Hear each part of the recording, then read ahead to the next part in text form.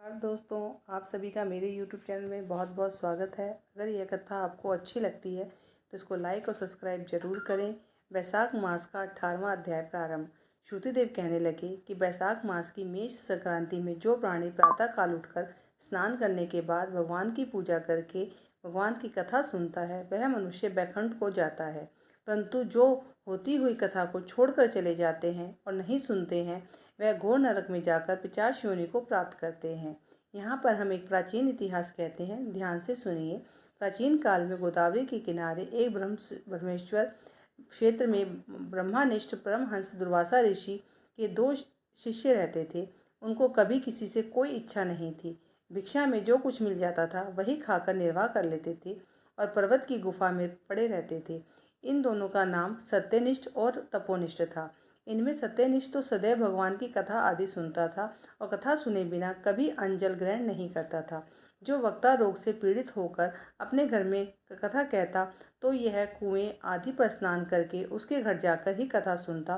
कथा समाप्त हो जाने पर अपने नित्य नियम करता। इस प्रकार इस सत्यनिष्ठ ऋषि उपनिषेधों को सही निश्चय करके सदैव भगवान की भक्ति में तत्पर रहता और सदा उनकी कथा श्रवण करता। दूसरा जो तपोनिष्ठ था वह ना तो स्वयं कथा कहता था ना सुनता था, अपितु होती हुई कथा को छोड़कर चला जाता था कि कहीं तप में विघ्न ना पड़ जाए। श्रोता और वक्ता के पास भी वह नहीं जाता था। वह दुर्बुद्धि इसी प्रकार अपना समय बिताता रहता और हरि कथा कहता ना सुनता।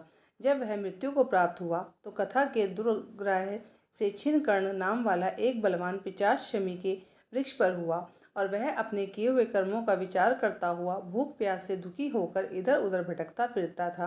कदाचित वहाँ सत्यनिष्ठ भ्रमण करता हुआ उस पठिनीसीपुर में आ गया और मार्ग दुख से पीड़ित छिन्न कर्ण नाम पिशाच योनि को देखा तो वह भूख से आतुर बुरी तरह से रो रहा था। उसको देखकर सत्यनिष्ठ कहने लगा कि तुम कौन हो और तुम्हारी यह दशा कैसी हुई है, यह सब कहो, अब तुमको दुख नहीं होगा। सत्यनिष्ठ के ऐसे वचन सुनकर अत्यंत व्याकुलता से वह कहने लगा कि हे प्रभु, मैं दुर्वासा का शिष्य तपोनिष्ठ नाम वाला यति हूँ तथा अपनी दुर्बुद्धि के कारण महात्माओं से विष्णु तथा कर्मों के लोप हो जाने के भय से कभी कथा नहीं सुनी और ना ही कभी किसी को कथा सुनाई, और इस घोर कर्म से मेरी मृत्यु हुई है तथा छिन्न नाम वाला पिशाच होकर इस वन में दुखी होकर भटकता फिरता हूँ।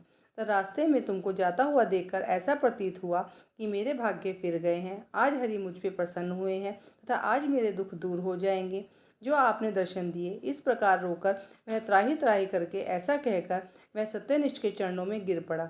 सत्यनिष्ठ को उस पर बड़ी दया आई और उसने अपने दोनों हाथों से उसको उठा लिया और कथा के क्षण भर सुनने का फल उसको दे दिया, जिससे उसके सब पाप नष्ट हो गए। इति वैशाख माह में 18वां अध्याय समाप्त।